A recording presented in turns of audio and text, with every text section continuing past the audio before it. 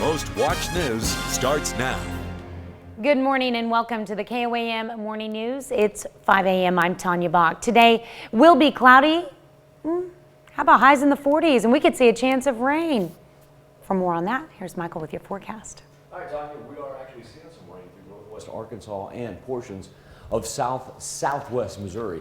And as far as our temperatures go, we are, cruising right now, right around the freezing mark. Here we go. You gotta love technology. What is today, Friday? She usually gets me on a Monday when she wants to do this. Anyway, I'll be right back to the camera. There's our temperatures right now, ranging from the high 20s into the mid 30s. It's not too bad considering it is the latter third of February. We're just gonna have to roll it over here, guys. Sorry about that. We can't get anything to move this morning. Freeman Health System Sky Camera in Joplin sitting right now at 43 degrees. So it's very, very pleasant in Joplin itself. The barometer is falling though, an indicator that low pressure is on its way out from the west right now. We've got 28 is what it feels like in Neodesha, 39 in Carthage, 41 in Commerce. For the bus stop forecast with those mostly cloudy skies, we're going to have a little northeasterly breeze that will continue, but really the big action stays down to the southeast of us, as you can see it roll right there through southern Arkansas and the Tennessee River Valley. When we get to the 7-day forecast, we are looking at temperatures that are going to be absolutely delightful for Saturday. Remember, that Saturday rain doesn't kick in until the nighttime hour.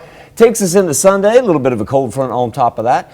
And then we end February and begin March with 50s and then 60s. Better than 40s. How about a 52? Let's let everybody behind the curtain, because I think it's fair. There's two of them, right? There's the remote, and then there's the backup remote. And I'm sitting here, and I have both of these, and I'm frantically pushing buttons on both of them. Are the batteries dead in both of them? No, I just changed them yesterday, as a matter of fact. Huh. Yeah. I don't know. Friday! You know what?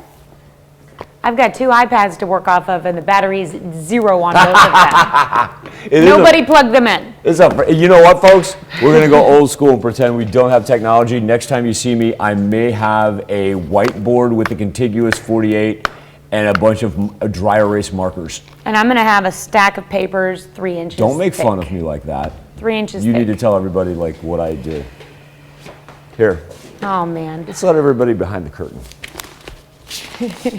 Okay, Michael doesn't use an iPad because that's not old school enough for him.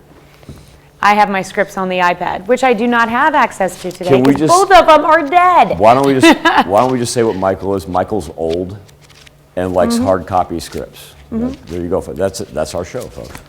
That's our show right there. There we go. I'll be printing those soon. Our incomparable producer, Allie Simon's going to kill us right now for everything that we just let people in on. Secrets. All right. Well, an Oronogo, Missouri woman is dead after a head-on collision on Highway 43, 2 miles north of Joplin. It happened yesterday evening, a little after 5:30. 44-year-old Ryan O'Neill of Liberal, Missouri, crossed the center line and struck 23-year-old Sevi Davison of Oronogo, Missouri, head-on. Both were taken to Mercy Hospital, where Davison was pronounced dead and O'Neill is in serious condition. City of Joplin's mask ordinance will expire at the end of the month. Joplin Mayor Ryan Stanley made the announcement yesterday. The ordinance was established last November and will expire this Sunday, February 28th. We asked some Joplin residents what they thought. I mean, I'd say it's a little disappointing. I think one of the good ways to, love on people and look out for their well-being is to wear a mask. I just think it's a really considerate thing to do, just because you don't know how people feel about it. And I would just say overall, it's just better to wear a mask just because it shows a lot of consideration just for the well-being of others. The city reminds people that businesses can still set their own mask policies. Joplin police respond to a 911 call of an active shooter situation at North Park Mall, but say no threat was found. When officers arrived yesterday morning, they started evacuating the mall as they searched for any threats. Officials say they did not find any evidence of an active threat to the mall. JPD is investigating the 911 call. Pittsburgh police say a woman was shot at by her estranged boyfriend while trying to get away from him at a home on West 2nd Street. Police say she was not hurt. Officers went to that home where the estranged boyfriend had barricaded himself inside. An officer was able to convince the suspect to come out of the home without further incident. During the investigation, police found a handgun, which they say was stolen out of Joplin. No official charges have been filed. Parsons, Kansas police arrest one robbery suspect and are searching for another. Police say 2 men acted like they were armed and robbed Pete's convenience store at 32nd and Main. Authorities say the suspects then ran, eventually into a field. One of the suspects was tracked to a house and arrested. Parsons police are still searching for the second suspect. Well, now that temperatures are increasing, the price for natural gas and electricity has gone back to normal. Some southeast Kansas cities are being left with massive bills. One of them is Altamont. Now, this is a follow-up to a story we brought you last week when the city was asking residents to conserve natural gas because the price per unit had jumped by 100 times. The city recently received an estimate for its bill. It totals $1 million for just February. 800,000 of that is for natural gas. That would drain that pretty much all of our funds if we did something along those lines. Yeah, our entire annual budget for our gas fund alone is like $506,000. So that's $300,000 more than what we normally spend in the entire year. Federal Energy Regulatory Commission on Monday announced an investigation into the prices to see if there was market manipulation during the winter storm in the Midwest. An audit of unemployment benefits paid out by the state of Kansas finds the state may have paid out $600 million in bogus claims last year. The state's Department of Labor on Tuesday estimated the fraudulent claims totaled $290 million, but the legislature's auditing division claimed it was more than double that, and that 1 in 4 unemployment claims paid last year could have been fraudulent. Kansas's Labor Department claims the audit is, quote, rife with factual errors. It's 5:07. Mostly cloudy with mild temperatures today. I can't catch a break, can I? As that coffee go down the wrong tube. I'm going to have a Friday, I can tell. Mostly cloudy with the wind shifting, eventually coming in from the south-southwest. That does keep our temperatures very, very mild. A delightful Saturday as we head into the weekend with temperatures that are going to be in the 50s and 60s. Next shot for rain really going to be Saturday night into Sunday. Save me, Tanya. I'll try. That's a look at this morning's top stories and weather in our first 7 minutes. Coming up on the KOAM Morning News, the House is set to vote on the COVID relief bill today, and the Senate plans to remove President Biden's proposed $15 minimum wage hike. Plus, the Pittsburgh Purple Dragons are the outright SEK League basketball champions. We'll have highlights from last night's game. And COVID patients may experience symptoms months later. You're watching the KOAM Morning News. More real news in the morning. We'll be right back.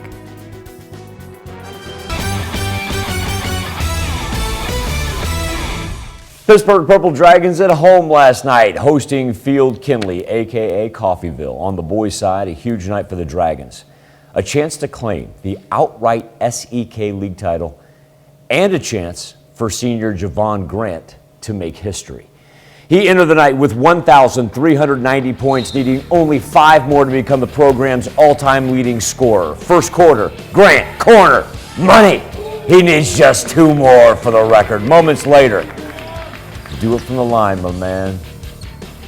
Javon Grant, Pittsburgh's all-time leading scorer for the Purple Dragons.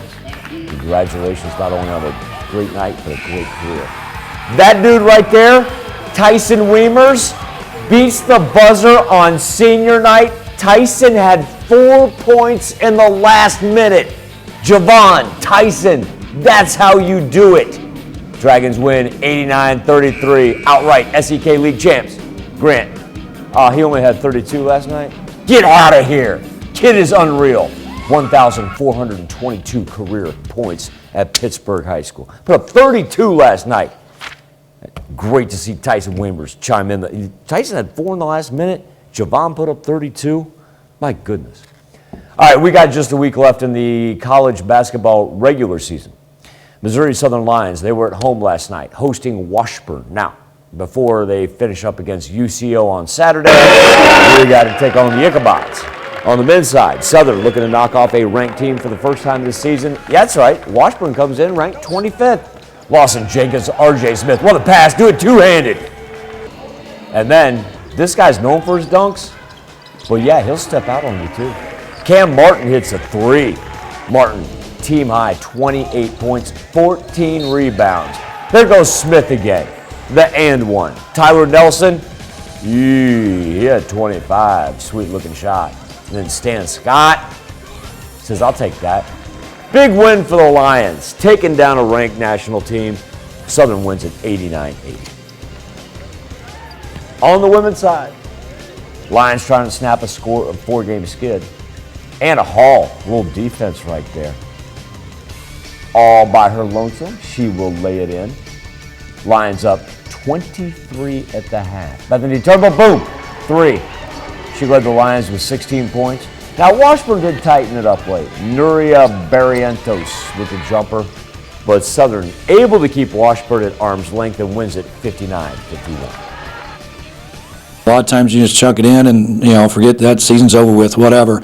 But our kids, with their character, and they want to continue to play, and they stepped up big time. All weekend practice, the intensity and focus was there, and it showed up tonight. May not want to. Pittsburgh State Gorillas also at home last night, taking on Emporia State on the women's side. One of the best rivalries you're going to find in the league. Pitt State aiming to sweep the season series from the Hornets after winning by 5 in Emporia back in January. Fast start for Pitt State. Kaylee Demitz hit that. She had a team high 14. Then Demitz finds a flashing Tristan Gegg down the court. Gegg had 13. Amanda Davis got him going. Pitt State 22-9 after 1 in the second. Sydney Crane, the sharpshooter, she had 11. But here come the Hornets. Daly Handy. Boom. Right before the break. Handy had 15 in the first half alone. Game tied at 31 at halftime. Late third, PSU down 2. Crane gets the 3 to go. Gorillas take a 1-point lead into the fourth. But the Hornets are up 2 now with just 30 seconds left. And Handy, dagger! She had 18 points and 13 rebounds as Emporia State holds off Pitt State 65-58. On the men's side, Emporia State able to complete the sweep as the Hornets win it 78-57. Still to come on the KOAM Morning News, a picture-worthy cause.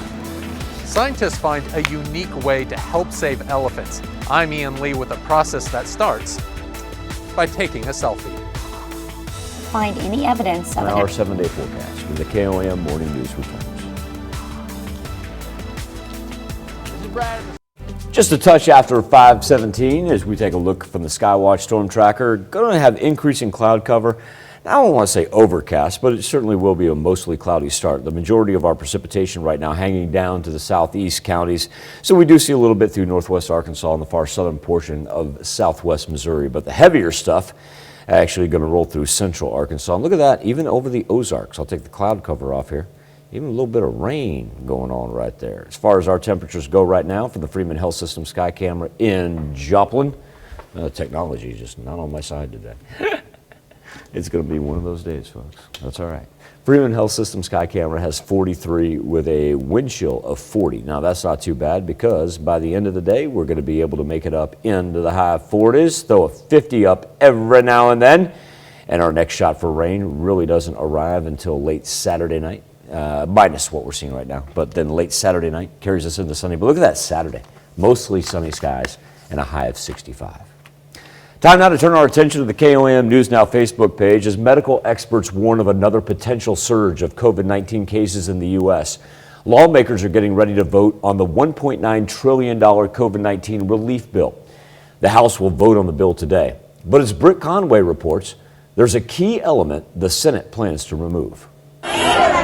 This is an unemployment line in Florida. The American people are struggling. President Joe Biden is hoping his $1.9 trillion COVID relief package will help, and the House votes on it today. It's as sweeping as it is controversial. Republicans say it's too big, some calling it a, quote, liberal wish list. This is the wrong plan at the wrong time for all the wrong reasons. What would they have me cut? How much time do you have, Mr. President, to go through the litany of things in this bill that have nothing to do with COVID? But Democrats argue it's all related to the pandemic.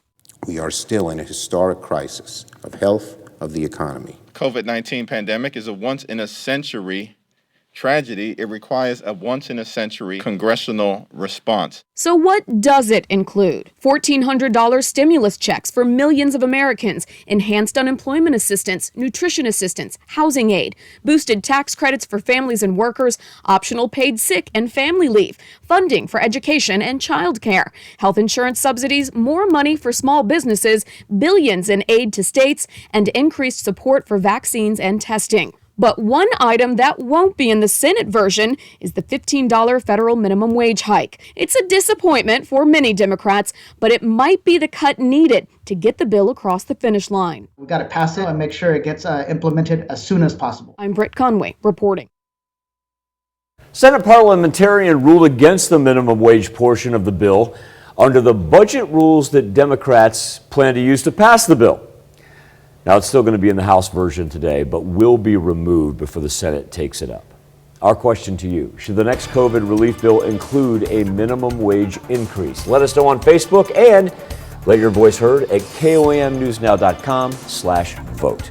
Be back with Health Watch next. Topping Health Watch this morning, COVID-19 has been a part of our lives for more than a year now, but we're still learning about its long-term effects on the body. A new study suggests even those with mild cases may feel some symptoms months later. Mandy Gaither has more. Most COVID-19 cases are asymptomatic, mild or moderate, but even in those cases, the coronavirus can have lasting effects even months later. My symptoms are like constantly evolving, and I get the same symptoms again and again, and it's like one will kind of disappear and then others will come up. More than a year into the pandemic, there's still a lot we don't know about the virus and how it affects those who get it. But a new research letter published in the journal JAMA Network Open says 30% of more than 175 COVID patients the group researched, most of whom had mild symptoms and no hospitalization, still had persistent symptoms up to 9 months later. The most common were fatigue and loss of smell or taste. We're like rubber bands. We just want to kind of snap back to the way that we were before. So I think that has been one of the biggest challenges. But if people are not able to do that and they keep pushing, that is when the symptoms just do not get better. Dr. Dana McCarthy works with those suffering from post-COVID symptoms at the Center for Post-COVID Care at Mount Sinai Health System in New York. She says a majority of her patients are in their 20s to 50s, and with time and care, the symptoms recede. We are seeing patients get better. It's just glacially slow. Dr. McCarthy says much more research is needed to better understand post-COVID syndrome, including a better understanding of who gets it and how best to treat them. For Health Minute, I'm Mandy Gaither. Dr. McCarthy says there's been a mass collaboration of scientists and healthcare professionals that are looking for answers into post-COVID syndrome, but she says it takes time. Researchers in China have discovered 2 new genes they believe are linked to Alzheimer's disease. They say more study is needed, but they hope their findings could one day help explain what causes the progressive and irreversible brain disorder. A new study blames menthol cigarettes for almost 400,000 premature deaths from 1980 to 2018. Research published in the journal Tobacco Control suggests menthol cigarettes helped recruit an estimated 10 million new smokers during that time frame. A law passed in 2009 gives the FDA the power to ban menthol cigarettes, but the agency has not acted. That's a look at some of today's top health stories. You're watching the KOAM Morning News. Little rain down the far southern portion of the 4 states through northwest Arkansas, a little bit in northeast Oklahoma, and the far southern portion of southwest Missouri. Look at the snow that they have over the Ozarks right now. We're not going to have anything like that because our temperatures actually are above freezing. Here's a look at our wind chill numbers, though. We do get as low as 20 in Iola and as high as 41 down and throughout Veneta and in Grove. So for our weather trend, we're going to make it up into the high 40s, low 50s. Very seasonable, if you will. A whole lot of cloud cover, though. Almost going to be an overcast day. But what that does is sets us up for a delightful Saturday where we will be in the mid-60s with mostly sunny skies. Great weekend ahead. Get a little rain Saturday night into Sunday, and then we roll 40s and 50s to close out February.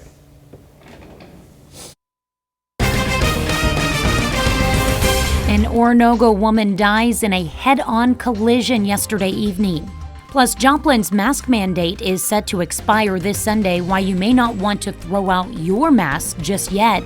And officials in Altamont, Kansas try to find solutions to massive utility bills. The 4 states' most watched news starts now. Good morning and welcome to the KOAM Morning News. It's 5:30. I'm Tanya Bach. Today will be cloudy with highs getting up there near 50, and we could see a chance of rain this weekend. Some places, Michael was saying even now. Let's take a look at that forecast. Yeah, not going to be too bad this weekend. Actually, it's going to be delightful on Saturday. We'll begin with the Skywatch Storm Tracker, where we do pick up some precipitation down in the deep southern portion of our highlighted counties. Our temperatures right now ranging anywhere from the high 20s, still up in the northwest with Iola and Yates Center at 27 and 28 respectively, compared to what we're seeing there in Neosho, where it's 41, and Joplin, our clubhouse leader, as the Freeman Health System sky camera chimes in at 43 degrees. A little bit of a wind chill and not a whole lot of difference, and pretty seasonable. As far as the bus stop forecast for the kiddos today, a little light south breeze. Doesn't amount to much, just 5 to 10 miles per hour. And that's why we hang in the 40s, because of the cloud cover. The majority of the thunderstorm activity stays down to the southeast of us through portions of Arkansas and the Tennessee River Valley. Working up into the high 40s, low 50s later on today. Now, Tanya was talking about that possibility of weekend rain. It won't get here until Saturday night. Look at this thing clear off on Saturday morning. Saturday is going to be great. Then we develop the cloud cover, and here comes y'all rain for Saturday night into Sunday. Nothing severe. We don't need to worry about that. A little bit of a cold front on the backside of it, though, as our temperatures fall back into the high 40s and low 50s to wrap up February and begin March. Yeah. What a nice forecast for the end of the month. I like it. Makes me smile. I think Saturday's going to be absolutely gorgeous. Oh, yeah. 65, and it's not going to get that cold at night. No, that's the great part. All right, we'll take it. Especially if your door blows open in the middle of the night. Oh, you might start locking it. That would prevent that. You wake up and you go, why is the furnace still running? Is there something wrong? Maybe I should check this. All right, thanks, Michael. An Oronogo, Missouri woman is dead after a head-on collision on Highway 43, 2 miles north of Joplin yesterday evening. A little after 5:30, 44-year-old Ryan O'Neill of Liberal, Missouri crossed the center line and struck 23-year-old Sevy Davison of Oronogo, Missouri head-on. Both were taken to Mercy Hospital, where Davison was pronounced dead and O'Neill is in serious condition. The beginning of March will mark the end of Joplin's mask mandate. The ordinance went into effect in November. The mandate's expiration means the city will not enforce any mask rules. Individual businesses may still have their own rules requiring masks. Joplin's mayor is asking that people continue playing it safe even without the ordinance. Mayor Stanley said in a statement, quote, "Although the mandate has been removed, everyone is still encouraged to practice safe measures that we've been doing throughout this past year." We caught up with a Joplin resident who says he's disappointed by the decision to let the mandate expire. I mean, I'd say it's a little disappointing. I think one of the good ways to, love on people and look out for their well-being is to wear a mask.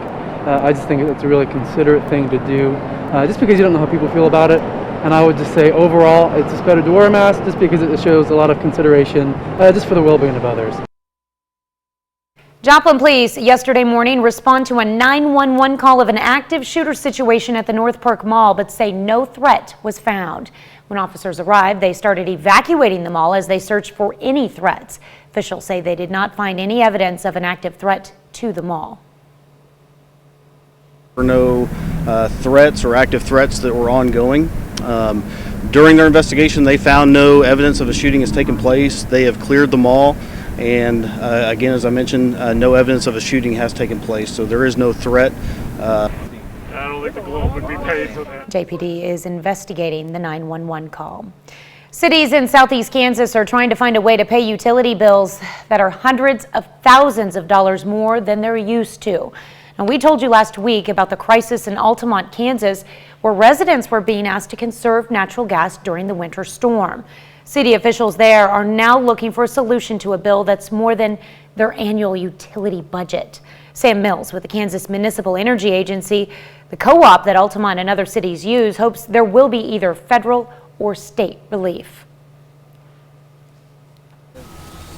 The long term, but the immediate impact is that we need to mitigate the cost to the cities of this huge burden. The Federal Energy Regulatory Commission on Monday announced an investigation into the prices to see if there was market manipulation during the winter storm in the Midwest. That's a look at our top news stories. Coming up this half hour on the KOAM Morning News, we'll tell you how scientists hope to use selfies to save endangered elephants. And our own Jesse Irwin gets another Connect to Culture update. First, it's 5:37. Even with our mostly cloudy skies today, it's still going to be in the high 40s, if not a low 50 every now and then. Just not a whole lot of sunshine for us as we push into the weekend.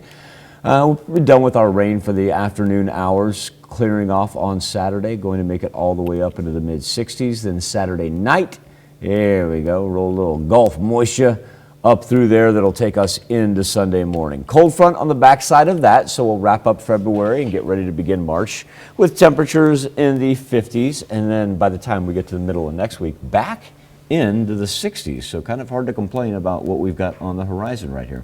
We'll be back with World Watch right after this.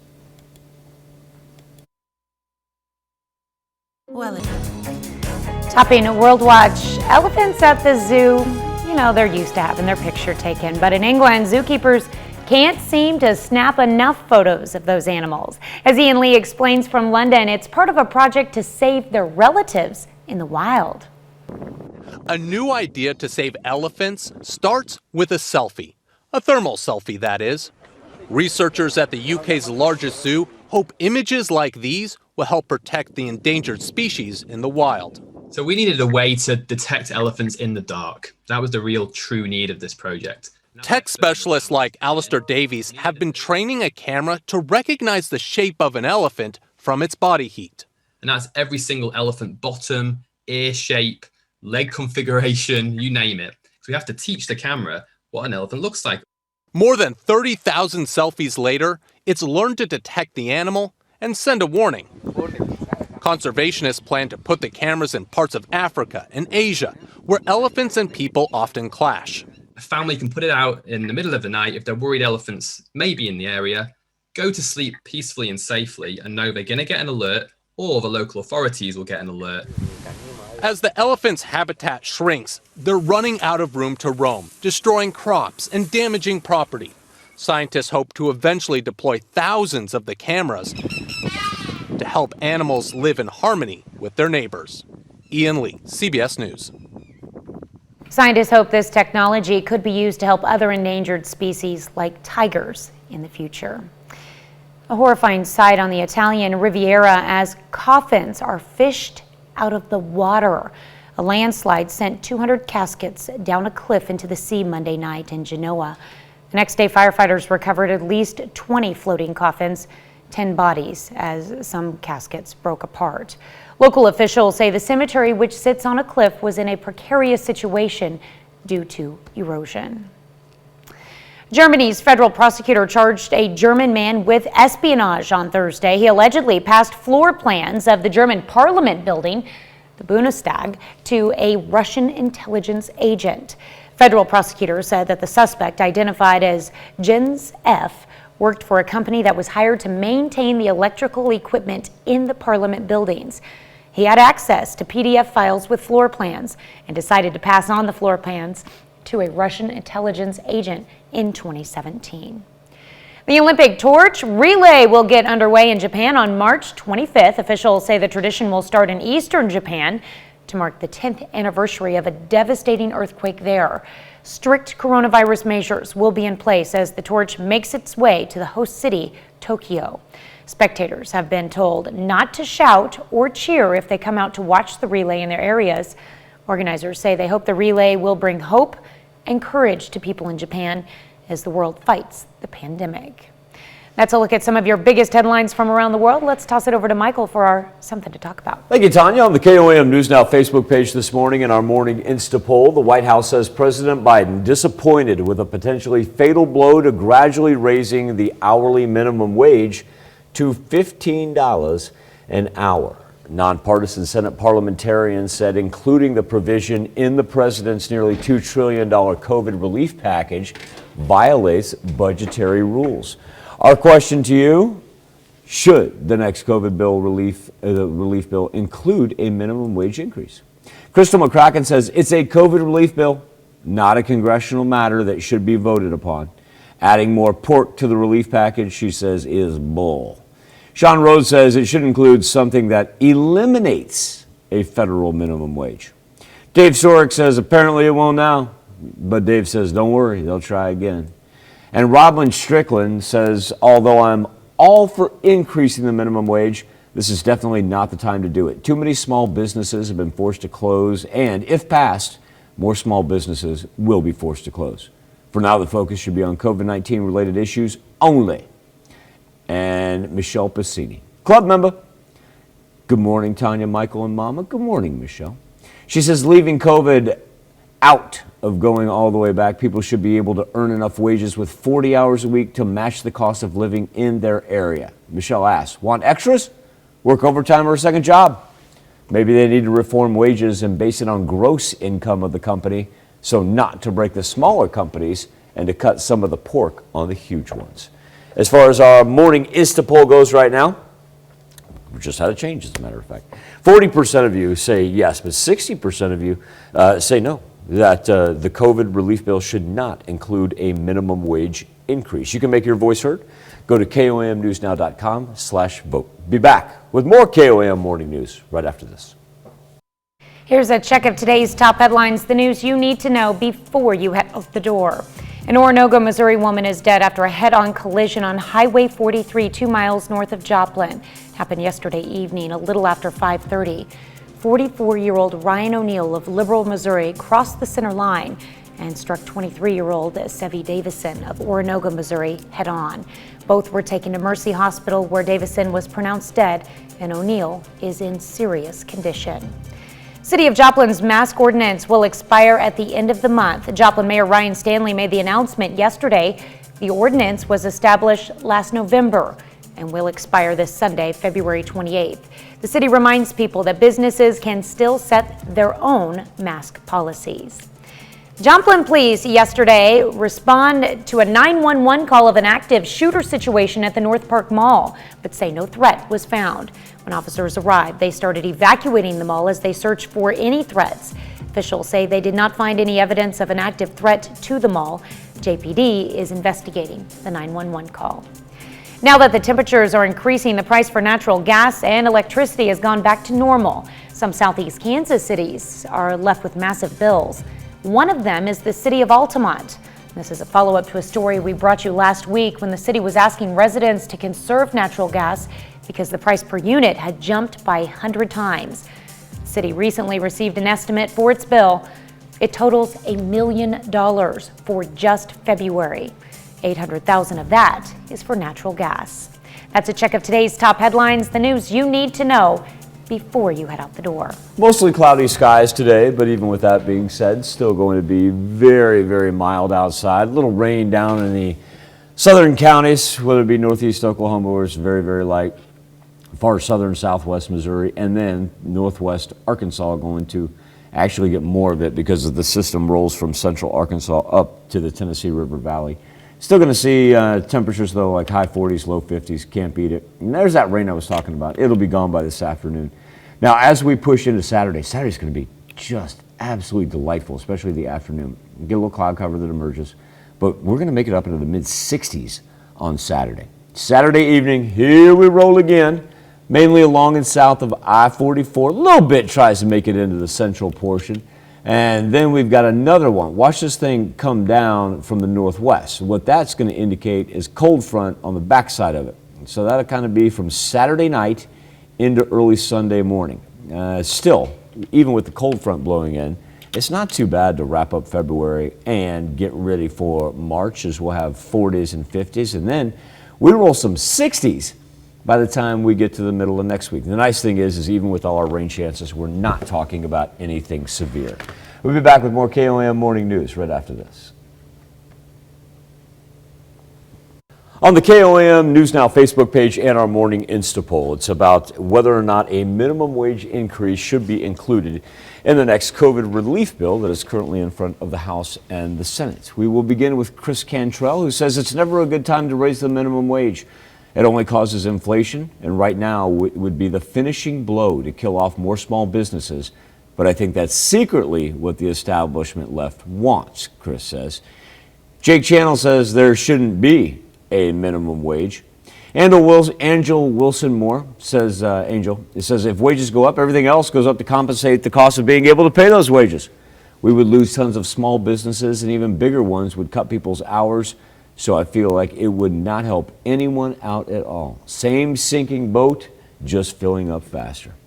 And Guy Hansen says there are not many people making minimum wage. Most people who oppose the $15 min wouldn't object to a small increase, but maybe the economy and the country are under enough stress right now. If you're a small business struggling to keep your doors open, this is a killer. Guy says, let the free market work. Actually got in the middle of that because Guy says, let's take a poll. I love that idea. Let's take a poll. 68% of you right now say no, the COVID relief bill should not include a minimum wage increase. KOAMNewsNow.com/vote. How you make your voice heard. Now over to Jesse in Studio K.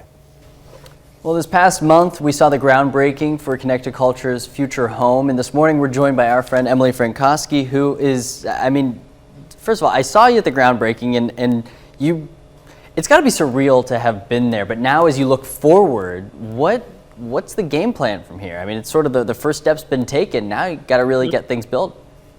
Yeah, I mean, just even driving by, you can see a world of change. I mean, just after that first week, a couple days after the groundbreaking, I went past and basically all of the pavement was up and there was a huge hole. They're doing some glamorous work with like the sewer lines right now, so it's not very exciting, but I definitely encourage everyone to take a look and drive by to see the changing landscape. Well, as we continue into March, we are also going to be seeing a lot more events. I mean, again, as more and more people are vaccinated and the world just becomes a safer place to traverse again and interact with people, there's performances, there's events, there's all sorts of exhibits and classes. So I want to start with performance coming up in the month of March. Maybe you could tell us about a few of them. Yeah, so a couple of them. Let's start with March 7th. There's going to be an MSSU bands concert that evening, 7:30 to 9 at Central Christian Center. And this is going to be the Wind Ensemble and the concert band of Missouri Southern State University teaming up for this performance. And we haven't heard from them in a while, so this will be kind of a rare occasion, but we're really excited to, hear live music. Gotcha. Okay, that sounds really neat, and that's at Central Christian Center on Virginia Avenue. And then there's also can you explain to me? I mean, Bach is wonderful music, but what is Intimate Bach, and what is Pro Musica up to? Yeah, so Pro Musica recently has been doing a variety of virtual performances in collaboration with the Chamber Music Society of Lincoln Center. So they have access to stream those live, and they're all free. So all you have to do is register online at promusicajoplin.org. And Intimate Bach will basically be a variety of professional musicians playing his music. And if you are a fan, then this is the event for you. That's so cool. Okay, so we got an online event and an in-person event there. Now, I guess those are performances, but I mean, there's more events just as a whole that are happening, including Bingo Night at the Mineral Museum. Yes, so maybe Bingo Night would normally not be on our list, but it is a fundraiser for the Joplin History and Mineral Museum, so that it made its way onto the list. It's going to be March 6th from 5:30 to 8:30. You can go for a night of fun, food, and bingo. They're going to have 10 exciting games, so don't miss that. If you're a big bingo fan, you do need to register beforehand, though. Cool. That's awesome. Well, I want to continue this conversation with you about there's exhibits and there's classes that are happening, and maybe there's more bingo night if we're lucky. So don't go anywhere, Emily. We're going to continue our conversation with Emily Frankoski from Connected Culture on the KOAM Morning News here in a little bit. We'll be right back after this. Got our Friday morning rain hanging just south of I-44 through northeast Oklahoma, southern southwest Missouri, and northwest Arkansas as well. Look at this up north of Mount Vernon, in between Mount Vernon and Greenfield. We got a little cold out there. And then we got once it pushes over the Ozarks, turns back into snow. The majority of the huge thunderstorm system, though, it's tracking through the good old-fashioned Arklatex region, and then over the Mississippi into the Tennessee River Valley. So we kind of skirt out of the way of anything like that. Mostly cloudy skies today. Temperatures still able to push up into the high 40s, low 50s. Going to be a delightful Friday when it's all said and done. Southerly breeze, just 5 to 10 miles per hour. Gorgeous looking Saturday. Partly sunny skies and a high around 65 till the rain kicks in Saturday night, takes us into Sunday morning, and a little bit of a cold front on the backside of it.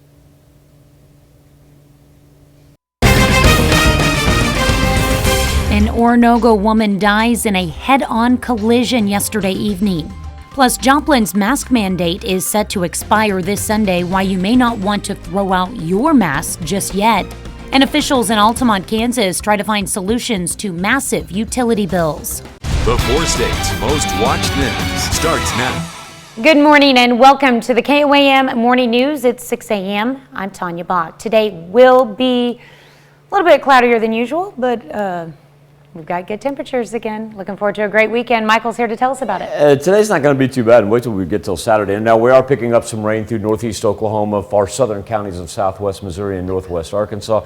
Not only that, in between Mount Vernon and Greenfield, a little bit of a turnover right there, an indicator of colder temperatures as the clouds begin to move in upon us. There's your dividing line as far as what we're seeing. Colder up to the northwest. Iola and Yates Center only at 27 and 26. Compare that to 39 in Miami and 42 in Neosho. In Joplin, from the Freeman Health System Sky Camera, we sit at 43 degrees. Got a little wind chill, just only 39. That's good, just a little southerly breeze. Really not taking much of a bite out of it, but it only feels like it's 31 in Pittsburgh and 32 in Cassville. For the bus stop forecast, we'll go sunrise at 6:53. And with that mostly cloudy start, that's why we really don't see much of a budge, either up or down. Now, the big storm system moving through the Arklatex region, and then it's going to make its way through the Tennessee River Valley. It's not really going to have much of an effect on us, as we'll stay on the dry side after we push this off to the east and make it up into the high 40s, low 50s for the afternoon. We were talking about that chance for weekend rain. Well, don't worry about it Saturday morning or afternoon. It's going to be absolutely delightful outside, as we'll not only have partly sunny skies, but also, too, be able to make it up into the mid-60s. Now, Saturday night, that's not only one where we see Gulf moisture move in from the southwest, but everybody up to the north, now we got another band that is actually going to drop through late Saturday into early Sunday. An indicator that a cold front is on the back side of that. Doesn't drop our temperatures too much, though. We don't have to worry about that freezing mark, at least during our daily highs. Well, but we're going to close out February and get ready for March in the 50s and then jaunt up into the 60s by the middle of next week. Tanya? All right, nice temperatures. Can't complain about that. Look at that. I figured I'd frame myself again. Yay. All right, well, an Oronogo, Missouri woman is dead after a head-on collision on Highway 43, 2 miles north of Joplin. It happened yesterday evening, a little after 5:30. According to police, 44-year-old Ryan O'Neill of Liberal, Missouri, crossed the center line and struck 23-year-old Sevy Davison of Oronogo, Missouri, head-on.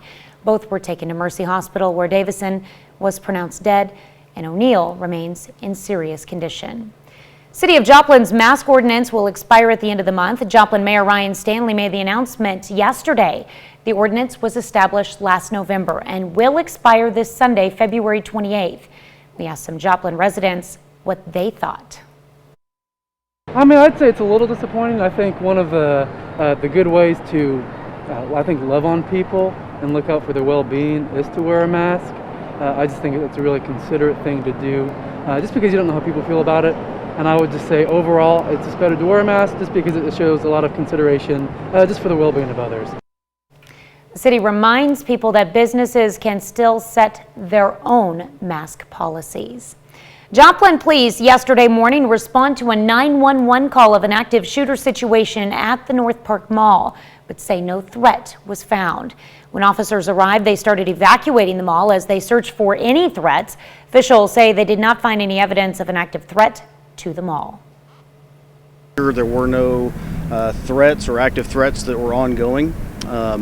During their investigation, they found no evidence of a shooting has taken place. They have cleared the mall. And again, as I mentioned, no evidence of a shooting has taken place, so there is no threat. I don't think the Globe would be paid for that. JPD is investigating the 911 call. Cities in southeast Kansas are trying to find a way to pay utility bills that are hundreds of thousands of dollars more than they're used to. We told you last week about the crisis in Altamont, Kansas, where residents were being asked to conserve natural gas during the winter storm.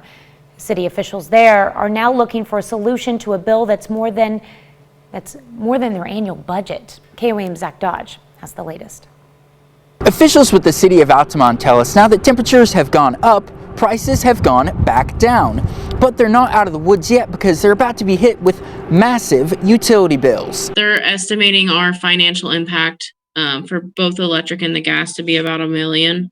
City Administrator Audrey Aguilera says that breaks down to $200,000 for electricity and $800,000 for natural gas. Their normal budget for natural gas for a year is just over $500,000. In that case where it's passed down to the consumer, I don't want monthly bills increased any more than like $50, $60. I know that's going to be hard on some people, even $50, but it'll have to be spread out over several years, probably 6 to 7 years. Sam Mills with Kansas Municipal Energy Agency, the co-op that Altamont and several other cities use, says it's a situation many are in right now. These cities are struggling anyway, with reduced sales tax and reduced business and so forth because of the pandemic. This couldn't hit at a worse time. Mills explains KMEA was forced to purchase natural gas and electricity at the high rates, sometimes more than 100 times over their normal price, or they would have faced huge penalties. Mills explains KMEA's attorneys are currently working in Topeka and Washington to find some relief for cities like Altamont facing huge bills. He also explains Kansas has declared a state of financial disaster, as well as several cities and counties in the state, and that KMG has joined other agencies to request investigations into the prices that were seen last week. We hope, or our thought is, it was due to this reduced production and reduced volumes, reduced pressure on the gas lines, but we don't know. In Altamont, Zach Dodge, KOAM News. Federal Energy Regulatory Commission on Monday announced an investigation into the prices to see if there was market manipulation during the winter storm. The co-op also hopes there will be a federal disaster declaration so that FEMA can be brought into the state. An audit of unemployment benefits paid out by the state of Kansas finds the state may have paid out $600 million in bogus claims last year. The state's Department of Labor on Tuesday estimated the fraudulent claims totaled $290 million. But the legislature's auditing division claimed it was more than double that. And that 1 in 4 unemployment claims paid last year could have been fraudulent. Kansas's Labor Department claims the audit is, quote, rife with factual errors. 6:07. We got a little light rain coming down south of I-44 on this Friday morning. Mostly cloudy skies, and that's going to hang around all day long. Still able to make it up into the high 40s, if not low 50s by the time it is all said and done. For the 7-day forecast, this Saturday is shaping up to be absolutely beautiful. We're going to roll partly sunny skies during the morning and afternoon hours, work ourselves all the way up into the mid-60s. Yeah, we're going to get some rain, but that's not until Saturday night into Sunday morning. Do not let that dissuade your weekend plans. That's a look at this morning's top stories and weather in our first 7 minutes. Coming up on the KOAM Morning News, 5 money moves you should make with the economy slowly recovering. Plus, a Wisconsin teen battling cancer receives a 4-legged friends to make his fight a little easier. And our own Jesse Irwin gets a preview of upcoming Connect to Culture events. You're watching the KOAM Morning News. More real news in the morning. We'll be right back. In Money Watch this morning, even in a pandemic, a new year is an opportunity for a fresh start. With vaccines here and the economy slowly recovering, now may be a good time to review your finances. Mandy Gaither has the 5 money moves you should be making this 2021. 2021, get financially fit. Whether you want to trim your budget, strengthen your credit, or maximize your savings, one expert says these 5 money moves are key even in a pandemic. A lot of us have experienced setbacks, but I do want to encourage you that it's not too late to turn things around. Number 1, work out a system. Use a free app or your own spreadsheet to track your expenses and see where you need to cut back. Once you see where your money is going, it will be very obvious where to cut back, and you'll naturally want to put a budget into place from there. Number 2, tone up your emergency savings. She recommends starting out with at least $1,000 to cover surprise expenses. We can see this year with coronavirus and everything that happened in 2020 and still in 2021, cash is king. Number 3, slim down your debt. She recommends you start with paying off credit cards, which tend to have the highest interest rates. Number 4, grow your investments. Either use an automated stock market investment app or speak to an expert. She says look for a fee-only financial advisor, not someone that's getting paid based on commission. The earlier you invest, the better. Time is your biggest advantage. Number 5, bulk up your passive income. This move will generate money earned after some time, like rental income from real estate you own or portfolio income from investments. Once your passive income exceeds your living expenses, you're retired. You're financially independent. For Consumer Watch, I'm Mandy Gaither reporting. The impact of the recent deep freeze in Texas may be more costly than the most destructive hurricanes. According to the economic research firm, the Perryman Group, the deadly storm may cost nearly $300 billion, in part due to lost income and reduced economic output. That's more than double what Hurricanes Katrina and Harvey each ended up costing. You say potato, I say potato as well. In a bit of a confusing announcement, Hasbro said yesterday it's dropping the Mr. from the Potato Head brand. What? The actual Mr. and Mrs. Potato Head toys will still exist. Again, it's the brand and logo that will be changed to the more inclusive Potato Head. There will also be a new Potato Head World set introduced this fall, allowing children to create their own type of family. Well, that's cool. Reminds me of when Dunkin' Donuts dropped donuts.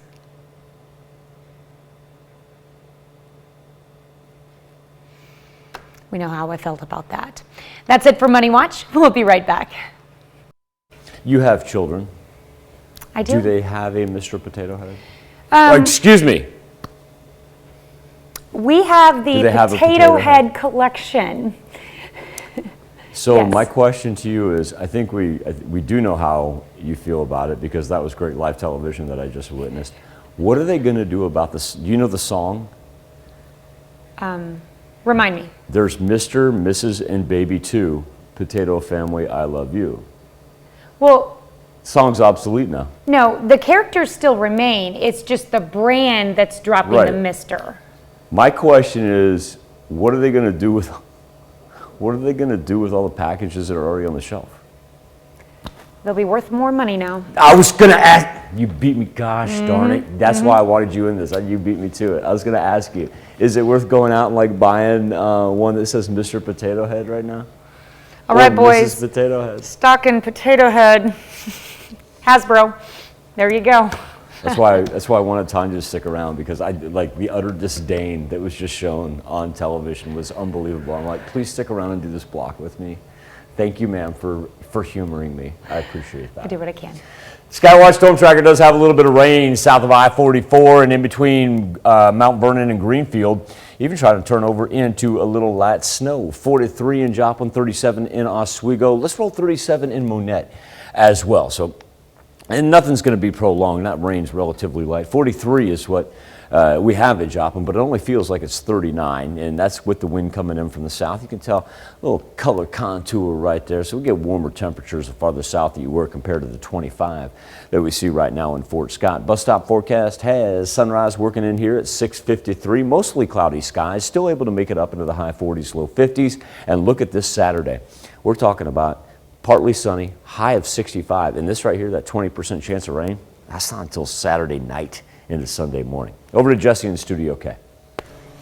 Well, as people get back to events, as more and more people are vaccinated and the world just becomes a safer place to go about, we are learning what people are looking for in terms of safety precautions, and specifically when it comes to cultural events. And this morning we're joined by Emily Frankowski, who you see there, who is, she's really learned a lot from the survey that Connect to Culture put out, asking about how people want to go about this. So can you explain just a little bit of what the survey asked and what you saw in the results?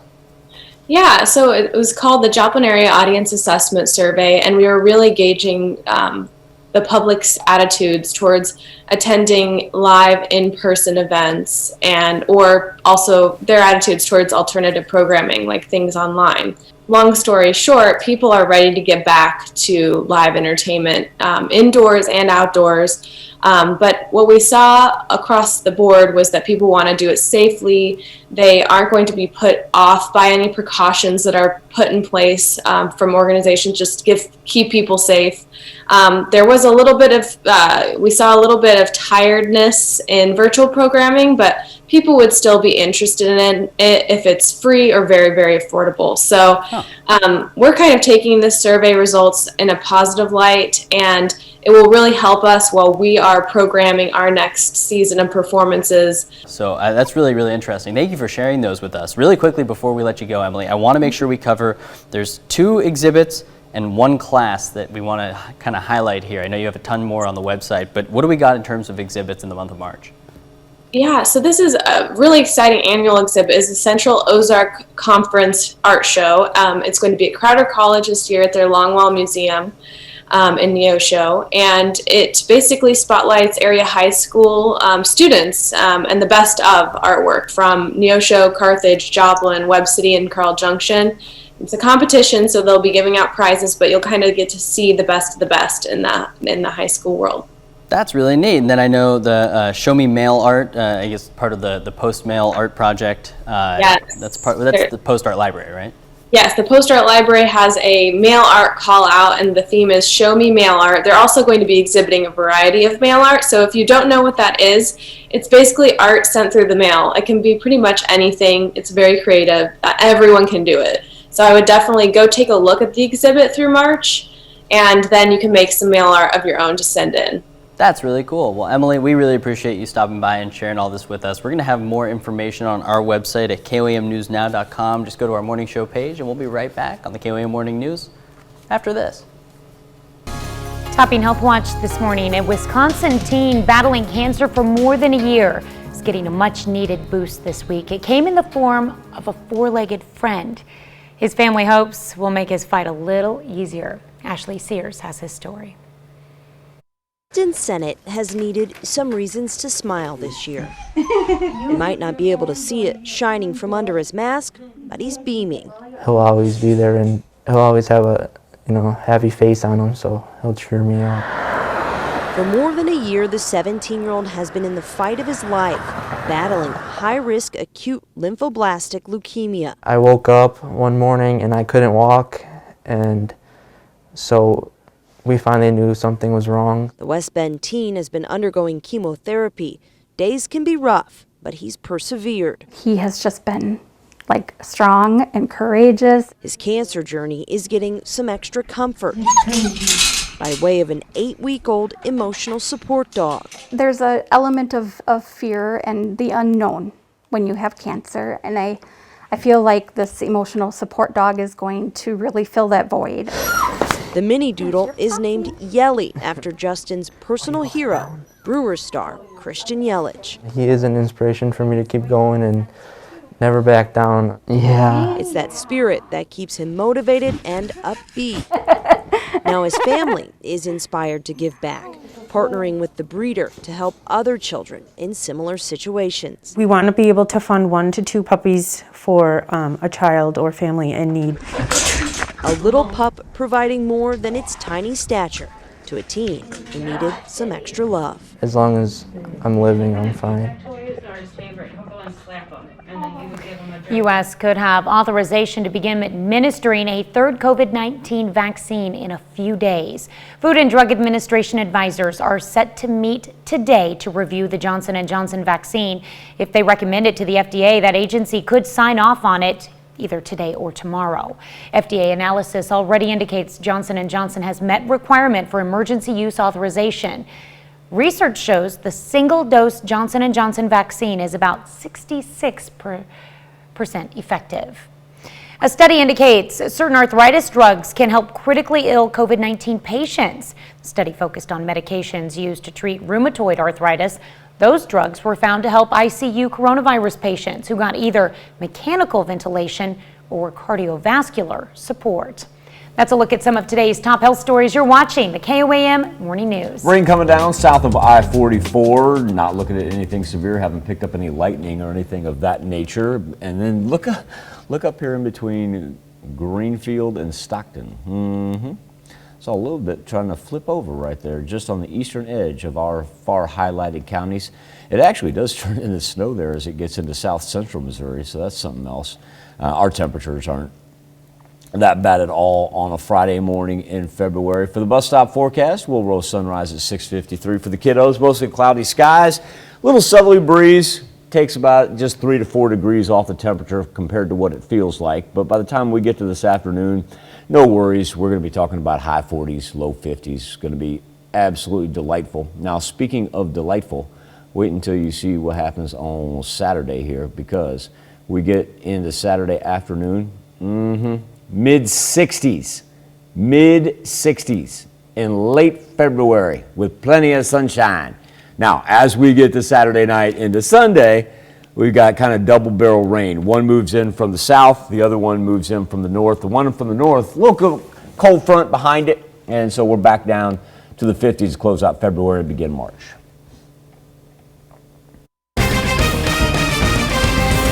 An Oronogo woman dies in a head-on collision yesterday evening. Plus, JOPLIN's mask mandate is set to expire this Sunday, why you may not want to throw out your mask just yet. And officials in Altamont, Kansas try to find solutions to massive utility bills. The 4 states' most watched news starts now. Good morning and welcome to the KOAM Morning News. It's 6:30. I'm Tanya Bach. Guess what? You're in store for a gorgeous weekend weather-wise. Yeah. Michael Hayslip joins us with a first look at your forecast. Now, we've still got about 23 minutes until sunrise, Tanya, but we're starting to, you can actually see the satellite array right there. That's a live look outside of Television City, but also too gives you an idea of the heavy cloud cover that we have.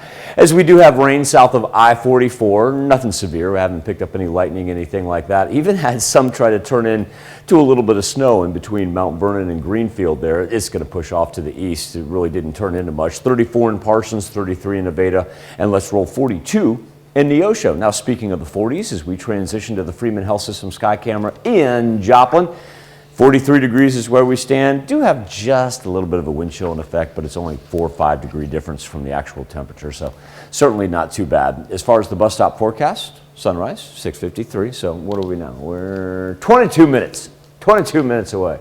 Mostly cloudy skies are going to stick around all day long. That's why those temperatures really don't budge on the old thermometer. But the heavier thunderstorm system stays throughout the Arklatex region, Arkansas, Texas, Louisiana, and then makes its way through the Tennessee River Valley. All our rain just on the far northwest end of that band. Our weather trend for today, high 40s. We'll even throw up a 50 every now and then, and able to do so despite the fact that we're not going to get a whole lot of sunshine. Tanya was talking about the weekend. Oh my goodness. Wait until you see this on Saturday. This is February, right? Hard to believe it. Skies are going to clear off on Saturday there, even with the emergence of some light cloud cover. 60s. 60s on Saturday. Now Saturday night, here's where it gets interesting. Number one, precipitation from the Gulf moves up from the southwest. Looks like the heavier stuff wants to stay through northwest Arkansas. But I want to point out this band up here, because if you're living up to the north, you go, oh, well, you know, we're not going to see anything. Not the case. We'll have one drop down on us too. on the backside of that, cooler temperatures, which means we're going to wrap up February, begin March in the 50s, but then a nice little rebound back to the 60s by the time we get to the middle of the week. Tanya? All right, thanks, Michael. Well, an Oronogo, Missouri woman is dead after a head-on collision on Highway 43, 2 miles north of Joplin. It happened yesterday evening, a little after 5:30. According to police, 44-year-old Ryan O'Neill of Liberal, Missouri, crossed the center line and struck 23-year-old Sevy Davison of Oronogo, Missouri, head-on. Both were taken to Mercy Hospital, where Davison was pronounced dead, and O'Neill is in serious condition. City of Joplin's mask ordinance will expire at the end of the month. Joplin Mayor Ryan Stanley made the announcement yesterday. The ordinance was established last November and will expire this Sunday, February 28th. The city reminds people that businesses can still set their own mask policies. I mean, I'd say it's a little disappointing. I think one of the good ways to, love on people and look out for their well-being is to wear a mask. I just think it's a really considerate thing to do, just because you don't know how people feel about it. And I would just say overall, it's just better to wear a mask just because it shows a lot of consideration just for the well-being of others. Now that the temperatures are increasing, the price for natural gas and electricity has gone back to normal. Some southeast Kansas cities are being left with massive bills. One of them, Altamont, Kansas. And this is a follow-up to a story we brought you last week when the city was asking residents to conserve natural gas because the price per unit had jumped by 100 times. City recently received an estimate for its bill totaling $1 million for just February. $800,000 of that is for natural gas. That would drain that pretty much all of our funds if we did something along those lines. Yeah, our entire annual budget for our gas fund alone is like $506,000. So that's $300,000 more than what we normally spend in the entire year. Federal Energy Regulatory Commission on Monday announced an investigation into the prices to see if there was market manipulation during the winter storm in the Midwest. An Oklahoma student says he was targeted by his classmates and his teacher for wearing a t-shirt that read Black King. Aaron Bowe has the story. An Edmond public school teacher is now under investigation after allegedly calling a student a racist in front of the entire class, followed by remarks that there should be a White History Month. I feel like embarrassed and left out.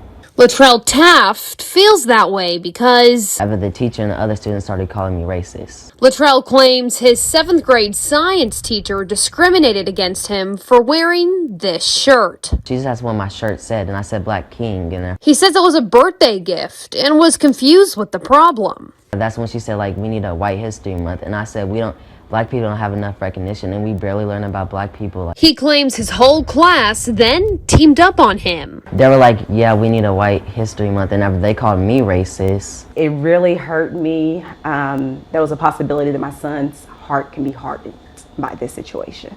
Latrell's mother says this has been her worst fear for her son, having to go through this. We reached out to Heartland Middle School today, and this was their response to us. If it is determined that the student was the target of discrimination, bullying, or racism, appropriate and swift action will be taken as required by district policy. I want her to get fired because I don't think she should be a teacher if she's going to think that way. Latrell's parents called the school and are set up to have an emergency meeting tomorrow. For justice for all the children that she has affected negatively. But no matter what happens, Latrell says he's not apologizing for wearing this shirt. Black is beautiful, and yeah, I'm proud of my Blackness, and she'll never take it away from me.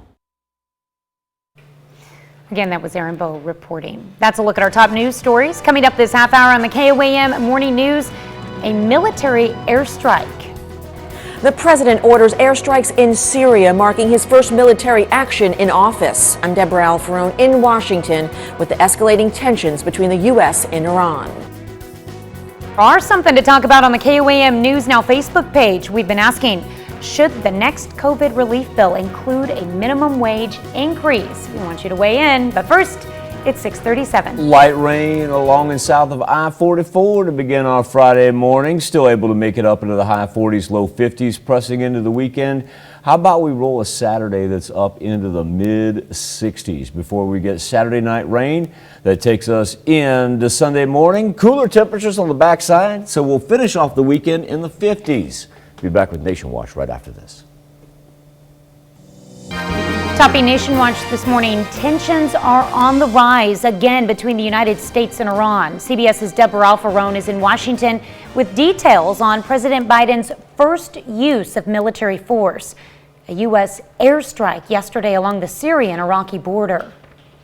President Biden ordered airstrikes in eastern Syria yesterday, targeting buildings used by Iranian-backed militias. It's the first military action taken by this commander-in-chief. We're confident in the target that we went after. We know what we did. The Pentagon said it was retaliation for a rocket attack in Iraq last week that killed a civilian contractor and wounded an American service member. And we're confident that that target was being used by the same Shia militia that conducted the strikes. The United States says it consulted with coalition partners before action was taken. We allowed and encouraged the Iraqis to investigate and develop intelligence, and that was very helpful to us. Last week's attack in the Iraqi city of Erbil also wounded several others. One of them got brain injury and operated here and now under ventilator. In a statement, the Pentagon said the operation sends an unambiguous message. President Biden will act to protect American and coalition personnel.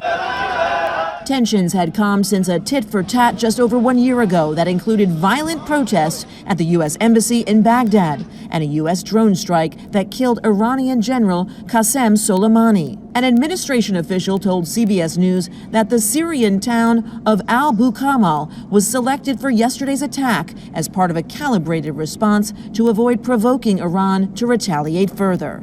Deborah Alfarone, CBS News, Washington. The border town is reportedly used to smuggle across weapons and fighters. Health officials say they're trying to learn more about a new COVID-19 variant spreading in New York City and just how prevalent it is. Researchers at Columbia Medical Center tell CBS News that in the last 2 weeks, they've seen a 13% rise in the number of cases. That's a look at today's top national stories. Let's check back in with Michael for something to talk about. Thank you, Tanya. On the KOAM News Now Facebook page in our morning Insta poll, White House says President Biden disappointed with a potentially fatal blow to gradually raising the hourly minimum wage to $15. Our question to you is, should the next COVID relief bill include a minimum wage increase? John Trebian says, what does minimum wage have to do with the flu? Just like a bunch of other stuff they're trying to pass along with it. Good morning, KOM. Good morning, America. And good morning, John. Brian, I'm going to come back to yours in a second because I want to spend time on it. Christine Shaw says no, should not be a minimum wage increase. Christine says it's only going to raise prices. Richard Shirley says, I'm wondering what the shock effect of a sudden doubling of minimum wage would do to small businesses. Seems like it would be more than enough to kill a lot of them off or drastically reduce the amount of people they could employ. And Brian Dion Williams, minimum wage jobs were never meant to support a family. If you rely on minimum wage job to do so, then maybe you should reevaluate your goals and plans in life. Brian says very few people actually make minimum wage, and if they do, it is for a short time, as long as they put forth effort and have good work ethics. I want to jot down here to the bottom. Brian says not all employers will pay you what you are worth. But this is why we have many options. If you aren't making what you want, then work harder and learn more skills. And if your current employer doesn't value this, then find one who does, because there are many out there who will. Brian, thank you for your engagement this morning. I thought that was very well thought out. On the KOAM News Now Insta poll, same question. Should that be included? Right now, 78%, 79% now. Just got an update on that. Now we're back to 78. Got it. 78% of you say no, that it should not be included in the next COVID relief bill. Let's come back, celebrate birthdays and anniversaries right after this. We take this time to honor today's four-state hero, Robert Lee Allen, a member of the United States Navy. He served from 1943 to 1946. His hometown, Joplin, Missouri. We are proud to salute Robert Lee Allen, our four-state hero. Let's start our birthday list off with Ansley Hale. Oh, it makes me want to go to Kentucky Derby time. Love that hat, kiddo. Love that hat. A happy 5th birthday to Ansley in Columbus. I need to get my hat. I got till May 1st. Working on that. That's good. That's good look right there. Yeah. All right, Kelsey Pickle is 7 strong this year, and she's got the shirt to prove it there. Kelsey is in Knoll, Missouri. That's a cool shirt. I love like that. That's too good. Now, speaking of 7s, we're going to get on a roll right here. It's like 7 times 2 plus 1 equals Patrick Mahomes. Some kind of math like that. Cole Casper, C squared, the big 7, he's in Devon. If you think about See it, what I it did takes there? 2 7 strong. Oh, and I didn't know it. Plus 1. 7 in Devon. I like it. And we love our alliteration around here. Happy birthday, Big Cole. Well, if we're on a 7 strong kick, let's just continue it on with Josiah. Oh, I love that look. Oh, what a cutie there. I love the suspenders. Oh, I love suspenders. Josiah, got a pair myself. Need a second. And Josiah is, of course, 7 years old. Well played, Josiah. Well, I like the hat, too. Yeah. Kids got it. Oh, And the bow tie. did you think we're done? Now let's do one How more. did this dude get to be 7? Wow. Yeah, that's called time flying right there. Jameson Walker. Kid, you have just a marvelous family, dude. And I'm very proud to wish you a very happy birthday. Jameson's a 1st grader. He's at Colgan. And Jameson, I want you to know that these birthday wishes come from Grammy and Papa. And I tell you what, there ain't a sport this dude don't like. And you know why he's smarter than me? Well, he's smarter than me because it's me. He loves math. Go far with that, kid. Yeah. Keep it up. James, if I ever have a problem, you're going to come tutor me, dude. All right, let's move on from our 7-year-olds and add 1 to get 8 for Kylie Horn. Kylie is in Coffeyville. Happy birthday. Happy birthday. And now I'm like Pavlov's dog looking at the chips that she got to enjoy there at the restaurant. Birthday, what do you think? Birthday supper, maybe? Maybe, yeah. Oh. Like it. Anyway, Kylie, I think I just got you a birthday supper from Mom and Dad, didn't I? She's going to be eating some Mexican. Kylie, yeah. go tell them you want birthday supper, didn't you?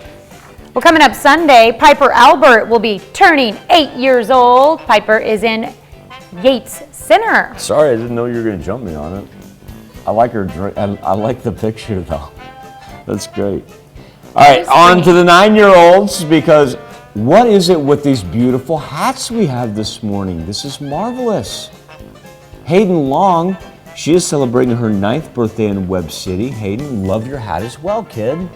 All right, and we've got Izzy Vale turning 12 years old this year. Izzy is in Valita, Kansas, with extra love from Aunt Sadie and the rest of the family. Hey, I know Iz. The Grizzly shirt. Check it out. Nicely played, Iz. Nicely played. Jeremiah Kephart, now a teenager. Congratulations, kiddo. Well, young man, I should say. He is now 13 in Thayer. All right. Jesse Dietz is What's up, sweet Jesse? 16 this year. I hope it's a great one, Jesse, in Pittsburgh. Happy birthday from Mom, Dad, and Casey. Happy birthday, Jesse.